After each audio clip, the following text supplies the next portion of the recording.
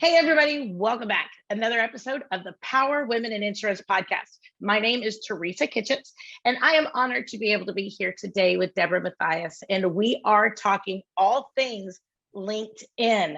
Now, this is a little bit different because social media, everybody is all about social media, but at the same point, it's like, where do you go? What do you do? And what do you do when you get there, right? So today, we have Debra who's going to go ahead and answer all your questions for all things LinkedIn. Hey, Debra, how are you? Thank you so much for having me, Teresa. I'm doing great. Well, good. It's been a crazy 2 years, but we're here. Yes.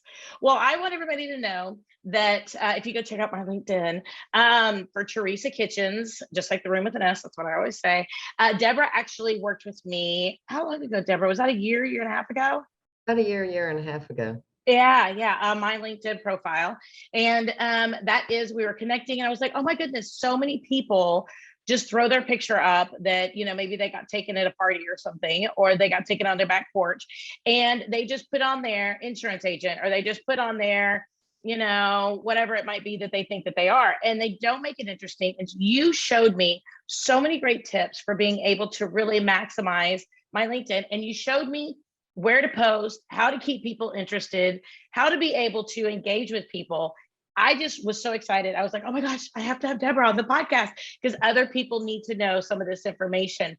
So Debra, let's start off real quick by telling us, how did you get to be the LinkedIn queen? Because I love people's story about how they got where they are. So tell us how you really fell in love with LinkedIn. Okay.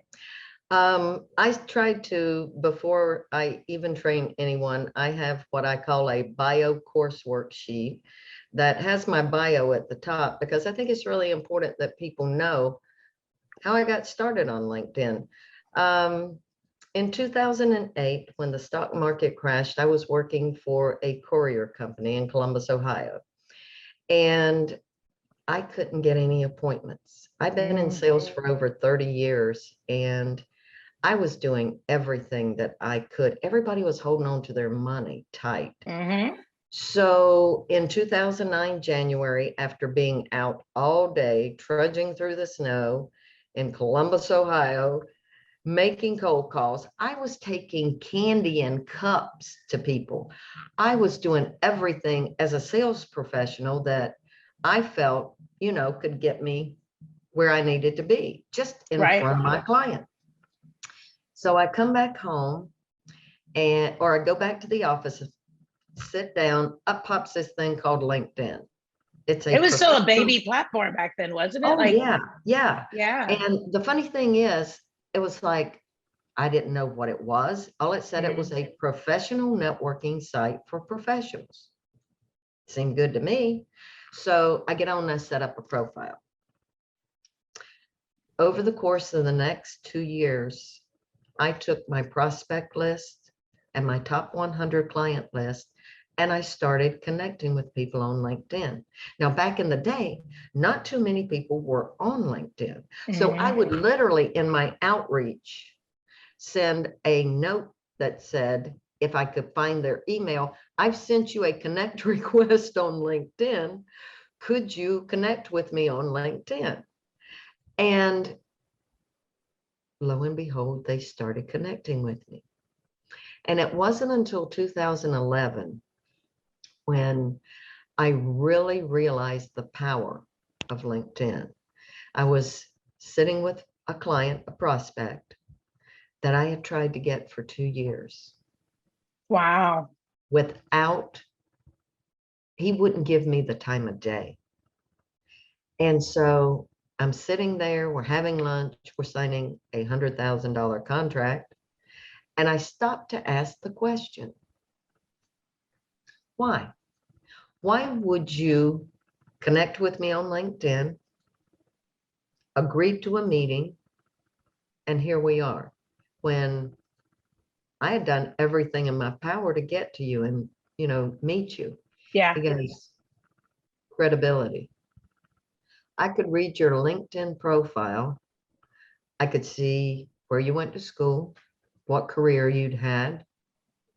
That at the time I was a race car driver. He goes, that you're a race car driver. I thought that was pretty cool. He goes, and I saw you were a breast cancer survivor. Mm. He goes, so is my wife. It hit me like a ton of bricks. Yeah. I went back to that office and I filled that profile out all the way through. And I was like, this is my digital business card. So in 2011, I was asked to take over a networking meeting for a friend of mine. And she calls me at 2 o'clock on a Tuesday and says, hey, can you do me a favor in the morning? And I'm like, sure. She goes, can you take over my networking meeting at 7:30? And I went, 7:30? Okay. She goes, my son's sick. I need to take him to the doctor. And I'm like, okay. What kind of networking group is it? She goes, social media. And I went, Katie, I'm not on social media. She goes, yes, you are. You're on LinkedIn. You're all over it. Just tell people what you do on LinkedIn. So Nice. I went home and put together a little 2-sheet thing that is now a 36-page workbook. And I went in the next morning, took my computer in, passed out my little handouts, and I said, this is what I do on LinkedIn. I was very fortunate. I've been very blessed. There was a Fortune 100 and a Fortune 500 sales executive sitting in that meeting that hired me on the spot to come in and train their sales staff. Wow. So then I had to write curriculum because I Yep. was like, okay, I really guess I need to do this. The one thing I like to tell people is an entrepreneur, anyone in insurance, and I've trained a lot of insurance professionals, you have the ability through this social media platform to show who you are, to showcase yourself, your business, Mhm. to get people to connect. I tell my clients there are only 3 reasons to connect with people on LinkedIn. Number 1, they're going to be a client. They just don't know it yet. Number 2, they're going to be an ally or an advocate that any given day and time, they're going to have your name at the top of their lips. Or number 3, I might not be able to do business with everybody, but if my network and I connect with someone, I could introduce that person to someone in my network, be a referral partner, pay it forward. That's how I use, and that's how I train people to use this amazing platform. I love it. I love it. And so when you work with somebody, you mentioned that you have a packet, if you will, for them to be able to fill out. And you asked, when I went through it, you asked some really great questions about who are we, what makes us unique, what makes us different.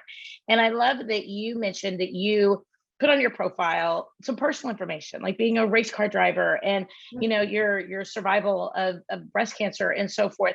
Why some people might say that they don't want to reveal that kind of personal information in a professional environment. And I know that you even mentioned that somebody said that was part of the reason why they wanted to do business with you. Do you find that people have a hard time either coming up with something? Because in my mind, I'm like super boring, right? Like I'm probably one of the most boring people ever. So do you find that you have to kind of pull that aspect out of people sometimes? Yes. I like to say, my husband calls me a psychologist. He goes, I've never seen you. He goes, you'll get into the psyche of people. The first thing I ask Yeah. people, what is your passion? What are you passionate about? When we get to the about section, I ask, give me 3 sentences about you. That's never changed for me. The only thing that have changed from those 3 sentences since 2009 has been, I am now a former race car driver and a 17-year breast cancer survivor. So it's all about letting people in social media today on LinkedIn. I can only speak on LinkedIn. I don't do a lot other than LinkedIn because it's made me a lot of money. Mm-hmm. So pets, family, sports. That's what intrigues people. Authenticity. If you start out of the gate, I am an insurance person and our company does this, you've already lost me. You've got Right. 3 seconds. 3. 1, 2, 3. For me Totally. to decide if I'm going to connect with you. If I find you interesting, and I always tell people that little see more button down at the about section, what you're trying to create is that interesting thing about yourself. What do you do when you're not at work? Do you like to go Right. on walks with your dog? Do you take your kids playing? What do you do? People want to know who you are before they connect. And if they click that see more button, that's where you put everything about your career and what your credibility is. Yep. Yep. Absolutely. So I love the fact that since you and I actually set up my LinkedIn profile, I put on my LinkedIn profile, and because it was really funny, because I actually was going through this packet that you had sent me, right? And I asked my husband, I go, what do I do? I don't even know what I do. Like, who am I? You know, and he just laughed at me and he goes, you are the killer of plants. And I was like, well, yeah, but people don't really care about that. He goes, no, he goes, that's you, Tracy. You totally kill plants. And you know what? I have to say for Christmas, my daughter gave me this cool, and I found it on Amazon. I totally literally asked for it. This cool gauge to go in a plant. And you literally just, you don't leave it in all the time. You just put it in and it tells you how wet the soil is. So you know whether or not you need to water it. Oh my gosh, my plants are living. So I may have to actually go change my LinkedIn. I'm just kidding. I'm not going to do that because Oh my, on my own raw area, I'm a plant killer, right? me too. So yeah, so it's really funny because I've actually gotten emails from people that say that's through LinkedIn or whatever, that just say from one plant killer to another, let's talk, kind of thing. And I think that's hilarious because it shows me people read my LinkedIn profile. Right, And I know exactly where it came from because I haven't put that anywhere else in the world. Like, you right. know, and so I know that they found me on LinkedIn immediately as soon as I get an email like that. But I've gotten, I'd say probably 3 to 5 of them, probably. It's been very interesting. But when I first saw it the first time, I was like, what? How does somebody know Plant that I killer, kill how does that plants? be? And then it dawned on me that we put that in my LinkedIn profile. So I thought that was hilarious. I thought you would Awesome. totally appreciate that. I do, very much so, because it's true. You know, the funny thing about LinkedIn, and I want to tell everyone that's listening today, in 2020, LinkedIn started making changes in rapid pace because of the pandemic, and a lot in 2021. Your headline is now algorithm sensitive. Make it interesting. Put Mhm. those keywords in that headline so that people know who you are and what you are trying to accomplish. Who is your client? You know, I want to give tips on this as well because it is my passion to see that everyone succeeds on LinkedIn like I have. And so, yeah, there's been a lot of changes and a lot of them are good for people who are trying to build themselves, build a brand on LinkedIn, as well as connect with people of like mind. Exactly. And people want to do business. You know, the whole point of networking, whenever you go to like a networking group or whatever, is to do business with people that you know, like, and you trust. Mm-hmm. And that's one thing I like about LinkedIn is that it helps to be able to build that a little bit in a different way Right. than somebody on. I kind of find that Facebook, for professional reasons, I don't really love it. I mean, I do in some ways because there are some private groups that I'm a part of for industry purposes that I love, and I love all the people in them. And I mean, I would die for the people in these groups. I mean, they're amazing. But you know, for LinkedIn though, it is such a great, I love what you called it though, your digital business card. And I literally wrote that down. But how do you navigate people to make sure that, like, what types of questions do you ask to help them get a good LinkedIn profile? Because I know you're going to walk them through that process. Tell me a little bit about how you approach it, how you pull that information out of them, and how you help them to structure it in a way that it's going to be interesting for the viewer. Right. Well, the insurance industry is limited in things that you can put in your LinkedIn profile due to the financial aspect of it. Right. So we have to be creative in getting our message across to the masses that may use our service. So the first thing I ask someone when I sit down with them to train is, what is your passion? And I let them tell me, I let them take, you know this, the first 2 Yep. or 3 minutes. Tell me about yourself. What are you trying to accomplish on LinkedIn? And Mhm. you know, by the pre-training worksheet that I send, Yep. I ask you, who are you targeting? What clients do you want? So important. Who do you want to connect with? Right, Being who do you want to intentional with connect that. with? Yeah. Be intentional. I don't use the spaghetti method on LinkedIn, nor have I ever. My network of 10,000 plus connections and being a social media influencer and one of the top LinkedIn trainers worldwide has come at a very slow pace because it wasn't connect to everybody. And I show people who to connect with and why, Yep. because I don't frankly have time to sit and have a coffee chat with everybody. So, okay, so that's a really good question because I think on LinkedIn, sometimes people just go connect, connect, connect, connect, connect, connect, Mhm. connect, connect. And they just send out all these like invites, and all of a sudden you're getting all these like, Oh, connect options from people that you've never heard of. They're not even in the industry. They're just right. like, they had to go through all their first connections or second connections and just start going crazy on the connect button. Um, how do you usually say to be able to vet people to be able to be a part of your network? Like how should people choose? It doesn't hurt their algorithm, because the algorithm is a really big thing. We talk about algorithm whenever we talk about Google or search rankings or Right. websites or things like that. We don't really think about those types of conversations or the word algorithm when we talk about our profile on LinkedIn or our profile. Right. Does who you connect with have anything to do with your algorithm?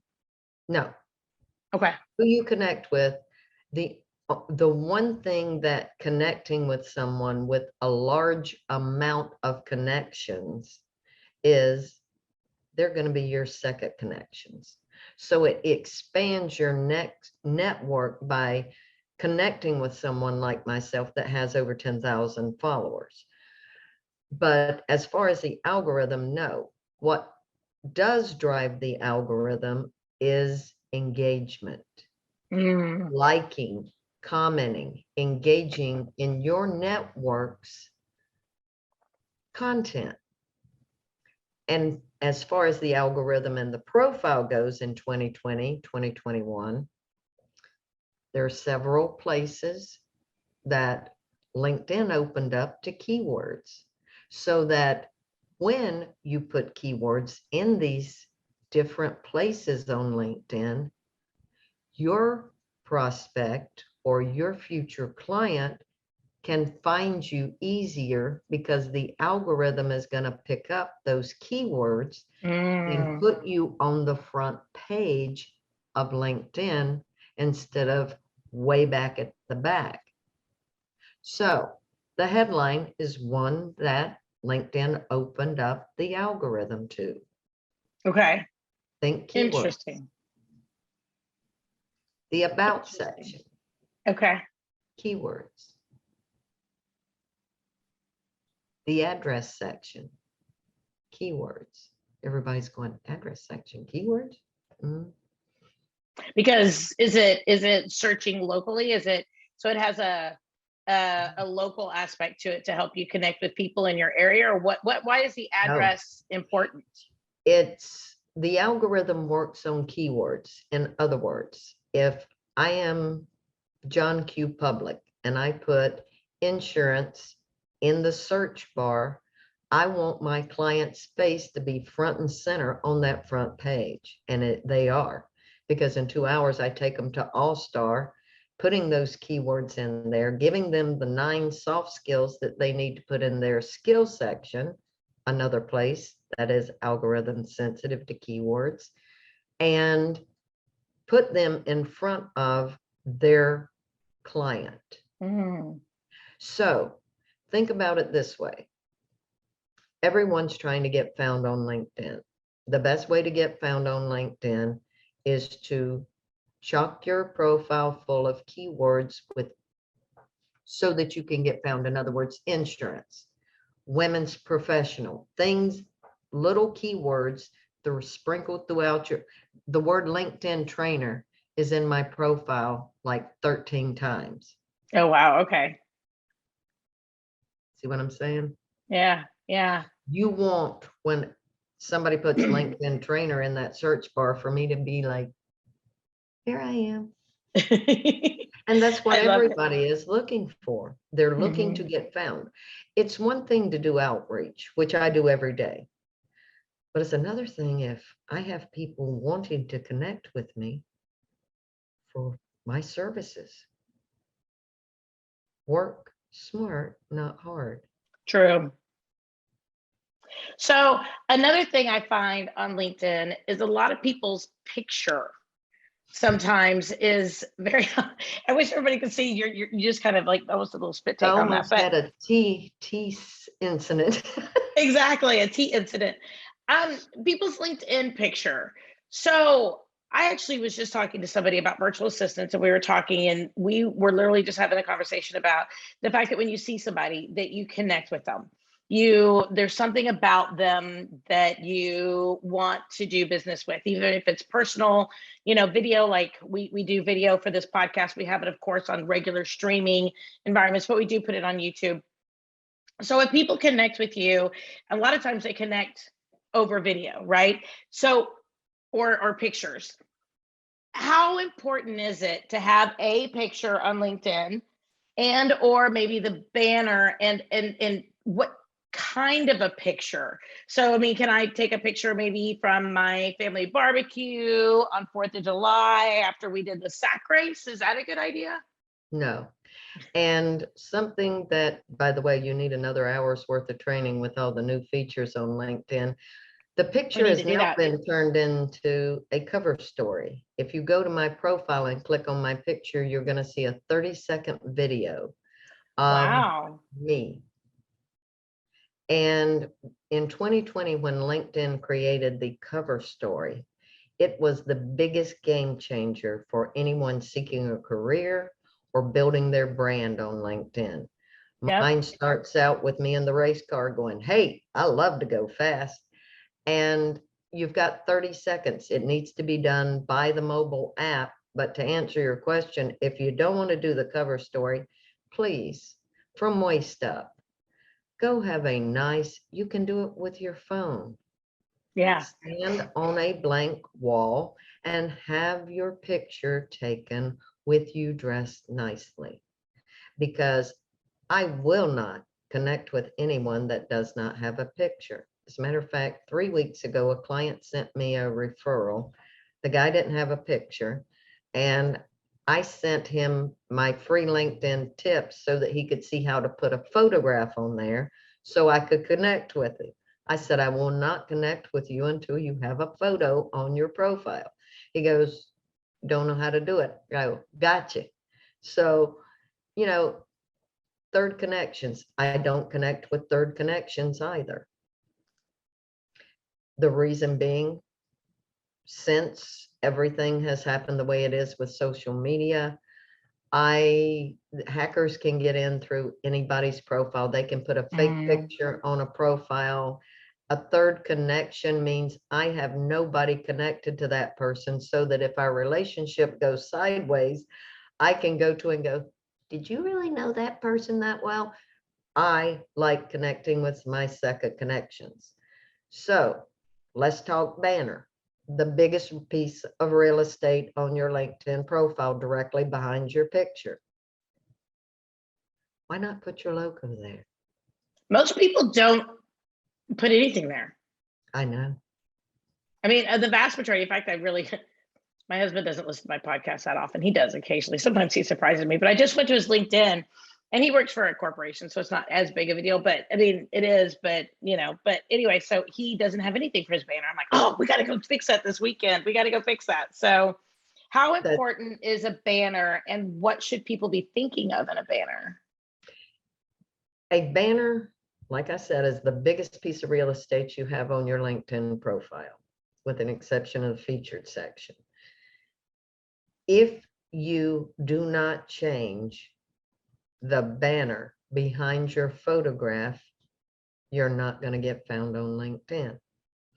When LinkedIn went from like 700 million people at any given time to 900 million in 2020. They had to do something to separate the people who are active and the people who are not active on LinkedIn. Your LinkedIn URL, go to your LinkedIn URL and secure it with your name. Number 2, banner. I don't care if you get a Google image and put behind there, change it, because as long as you have that gray banner, you're not going to get found on LinkedIn. Right. So those are 2 things that are going to help you move up in the algorithm search on LinkedIn so that you can get found. Interesting. Interesting. So one of the other questions is, and I have 2 other major questions I want to make sure that we cover today, is that what about posting? Because today's day and age, we have Instagram, Facebook, LinkedIn. I mean, I don't hear that much about Twitter that often, but some people are on Twitter. I'm not on Twitter. But some people are. And then you have, your business profile for Facebook. You have your personal profile for Facebook. And oh my goodness, how exhausting. And some people have like Clubhouse, and some people have, oh my gosh, then there's TikTok, and then there's just, how important is it to post? How often? And what type of content? Because I can't come up with more to post. Like I said, I'm not that interesting of a person. How does that even work? I don't know. But what do you recommend on that? I post once, maybe twice a week. Okay. Because you're right. Nobody is interesting enough to post every day, and it doesn't help the algorithm for you to post every day. What you're trying to create with a post is over 100 views of that post and content. And when people tell me I'm not that interesting, I don't know that much. Oh, people love free knowledge. Okay. You're in the insurance business, give some insurance tips.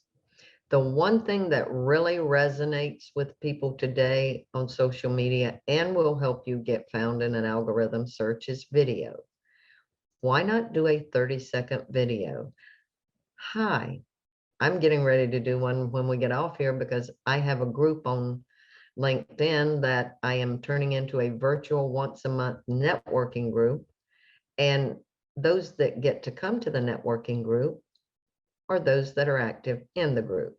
So you're looking when you post to post good content, whether it's training, whether it's a situation that's happened.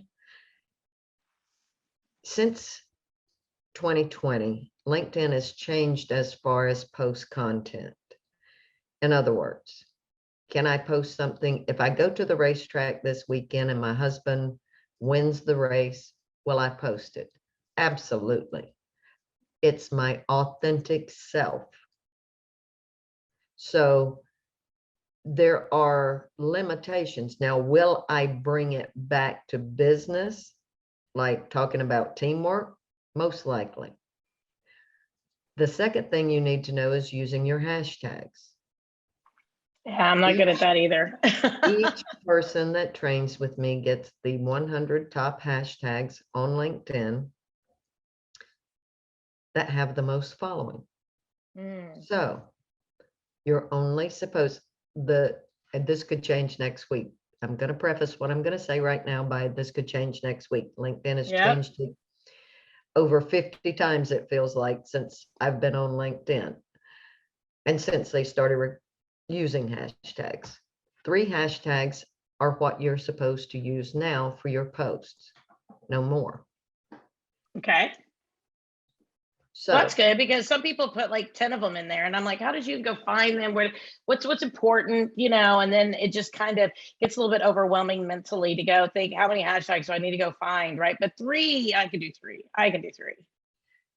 Now, hold on to your hat, because I'm going to tell you the second thing that happened in 2020 as far as content push on LinkedIn. if you do not have interaction on your post, it's going nowhere. So in other words, why not hyperlink 3 to 4 people on that post so that you will get some interaction?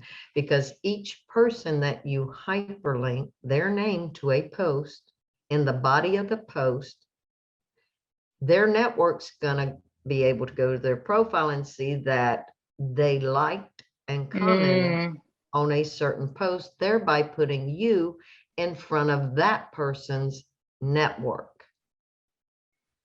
So when they did this in, like, I want to say it was July of 2021, I looked at my husband and I go, I'm going to have a pre-event for LinkedIn Local Raleigh Triangle. And he goes, what? I go, I need 10 to 20 people that are going to help me promote LinkedIn Local Raleigh Triangle for the first live event, because we need people to content push the post. And he went, oh, so I literally had an event, a pre-event, so people would help me push the January event. Nice.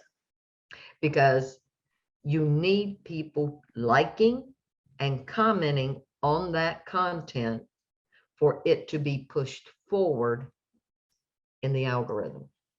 Interesting. So how many, and I have a friend of mine. Is there a difference in the way things rank if you like it versus you comment on it? Yes. Okay. Liking's good, commenting is golden. There's a 34% difference in the views of that content if you just like it and if you comment on it. That content is going to get pushed from the comments that happen. Interesting. 34%. I will. That's substantial. That is substantial. I'll send you a article that you can share with your group after this about the algorithm changes in 2021 and 2020. Nice. So I have a friend of mine, shout out Joan Curtis, who says liking is for losers. She says you always need to comment on stuff. I know it's really kind of funny, but she's that kind of person. She goes for kind of some of the shock value, but she always goes, Teresa, when it comes to Facebook, liking is, she does this right here. Liking is for losers. Always make sure you make a comment on somebody's post. So I'm going to throw that out there. Big shout out to Joan Curtis. And I think of that all the time. So sometimes I go through and I'm feeling lazy on the couch, right? And I'm on my cell phone. I'm like, I'm like, Teresa, don't do that. Go back and comment. So I go back and I make a comment, and even if it's just to be able to say something like, wow, or that's awesome, or this made me laugh, or, nope, that don't work. That doesn't work either? 5 words or more. Oh, well, okay. All right. See, we're making progress here. 5 words or more. Okay. Yeah, and it also has to do with, for me, respect. It's like, if somebody gets on and comments on something that I've done, pardon me, and all they put is, oh, great job. I'm thinking, okay, thanks, I think. Okay. Am I not worth a 1 sentence thank you? Or interesting. See, I never quite thought of it that way. I thought, well, I'm making a comment so they know I'm here, rather than just hit like, because you don't always read things whenever you just hit like, right? If somebody goes, look, I won an award, I'm like, yeah, okay, that's great, thanks. Just like it, yay, party for you. To me, that's like, okay, whatever. But if somebody goes, wow, that's so cool, I'm like, yeah, that's me, I'm cool, But I do agree with you that there's just different levels of saying, oh my gosh, that's so cool. Thank you for your service in the industry and in the community, whatever, that would lead to that. Or I know there was a lot of work that went into that kind of thing. I agree with you. There is a different level of connection and communication, and it does make your post stand out a little bit more. But sometimes I'm like, I'm doing really well to be able to get, wow, that's really cool out. I mean, to me, that's like, I don't know. It's like a B effort. I don't know. I should at least get credit for that, but I guess I got to get less efforts in there. Well, I love it. You want that person's content to excel. Yeah. Yeah, exactly. And especially people in your network and areas.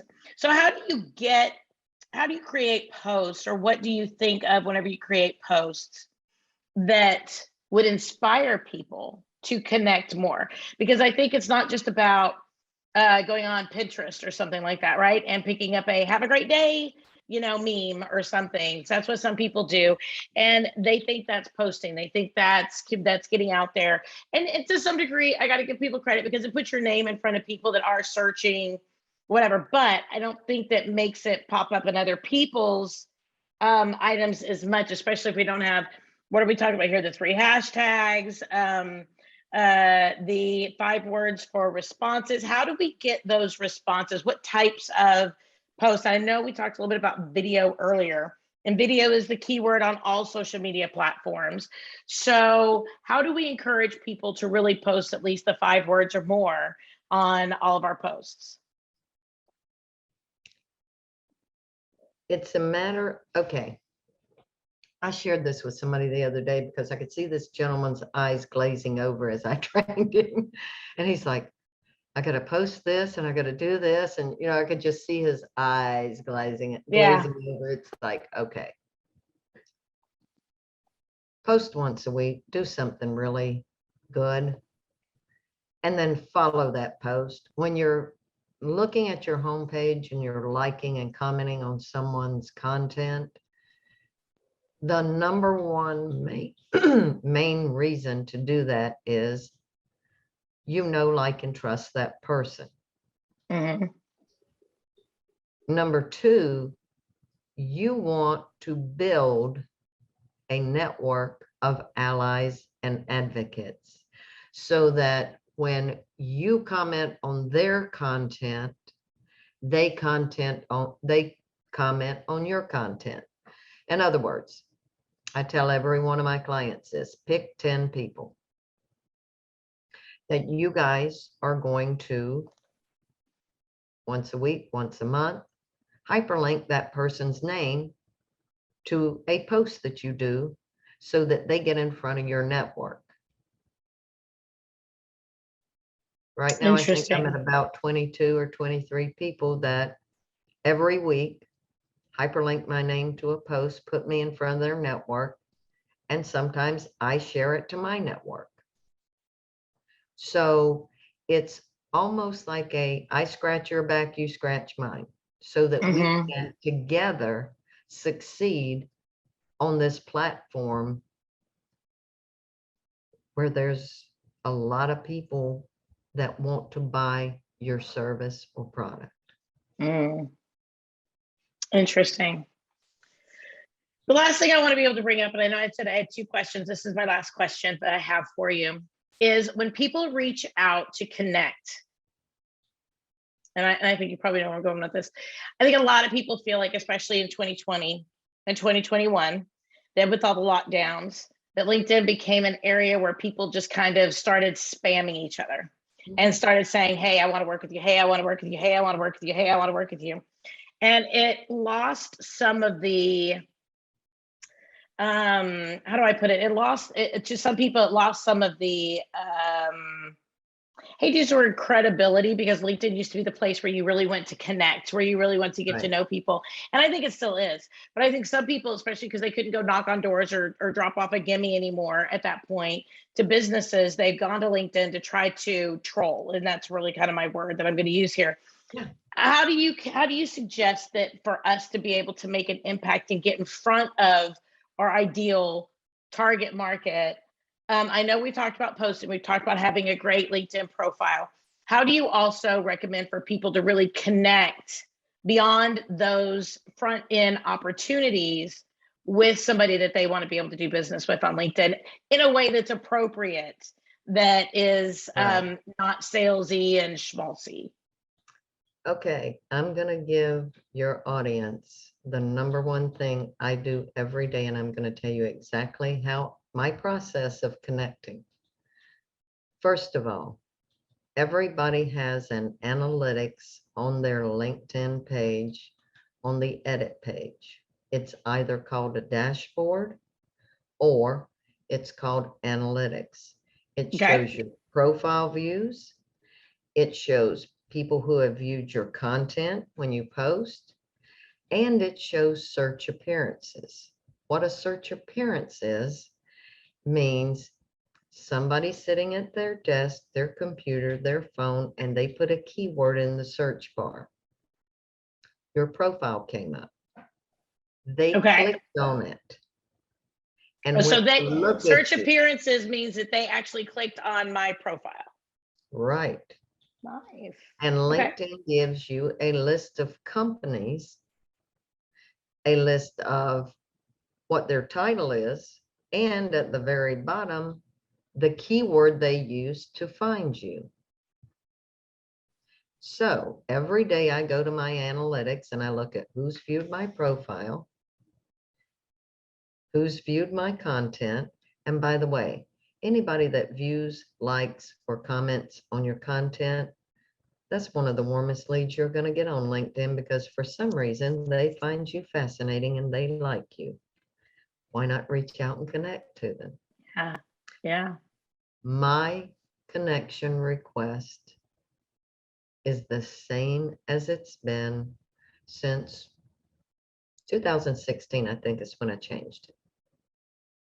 I would like to introduce myself and add you to my professional network on LinkedIn so that we may further communicate and become better acquainted.